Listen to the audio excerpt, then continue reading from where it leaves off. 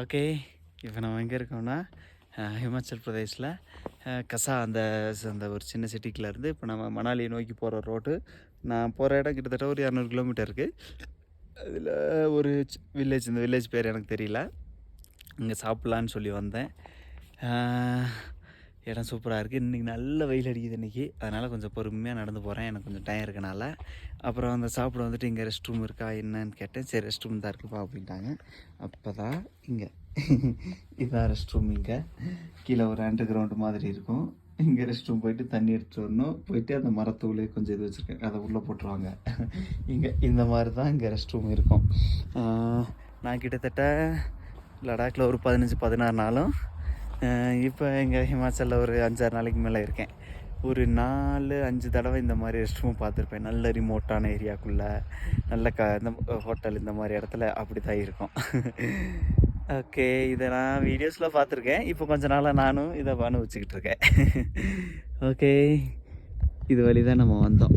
இதுக்குள்ள தான் இது கீ மானஸ்ட்ரி. இங்கே ஒரு நாள் தங்கியிருந்தோம். இந்த ஒரு ரெசார்ட்டுக்குள்ளே ஒரு நாள் ரெண்ட் பிச் பண்ணி படுத்திருந்தோம்.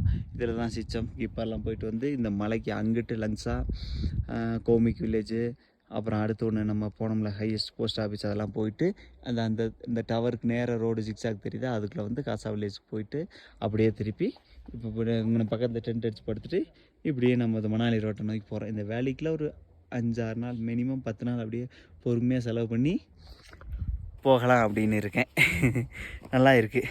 நான் எங்கேயும் சுற்றலை. இந்த 5-6 நாள் இந்த இடத்துக்கு போனதான். இங்கிட்டு இருக்குது இந்த டாபு, மனா வில்லேஜு, தன்சாரு, அப்படியே சுற்றி கிண்ணனூர், அப்படியே ரவுண்ட் அடித்து நம்ம மணாலிக்கு போகலாம். குள்ளு வழியாக கீழே ஏறி மண்டியா அது வழியாக போய் போகலாம்.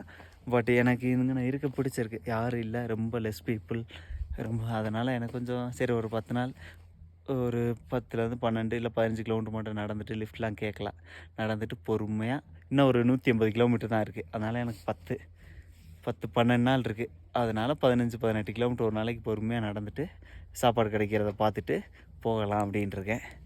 ஓகே, பயணிக்கலாம்.